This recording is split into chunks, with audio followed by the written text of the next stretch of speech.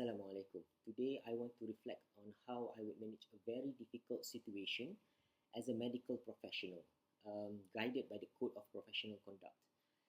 In this scenario given, I'm doing morning ward rounds when I notice a junior colleague is behaving unusually. He has inappropriate conversation, poor coordination, and also I can clearly smell some alcohol on his breath. At the same time, he is reviewing the patients and writing in orders. In this situation, I immediately feel uneasy because this is a serious patient safety issues. In this situation, my first priority must always be the patient safety. So the very first step that I would take is to discreetly remove him from the direct patient care. I would approach him privately, away from the patients and staff, and say something to him like, hey, are you alright? You don't seem well today. Let me take over for now. I would try my best to become calm and non-confrontational. The aim is not to embarrass him, but rather to prevent him from doing any unsafe decisions. If by any chance he refuses and becomes defensive, I would escalate immediately to the senior doctor or the head of department.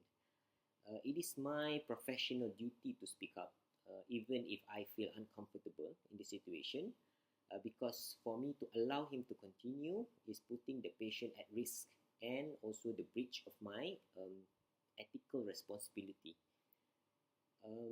Regardless, at the same time, I would remind myself that my colleague is still a human being. He might be struggling with stress, burnout, or some personal issues. So while patient safety comes first, I also have a duty to support him as my colleague. I would avoid accusing or shaming him, but instead try to ensure he is assessed appropriately, whether that means sent home or being reviewed by occupational health or receive further help. In the longer term, I would encourage a follow-up approach that focuses on rehabilitation rather than punishment.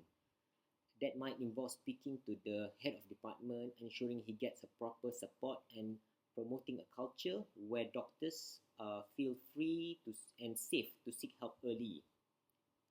The ethical principles guiding my actions include patient safety and non-maleficence, ensuring no harm comes to this under our care, to the patient under our care, and also professional integrity that I have to uphold, especially in our profession.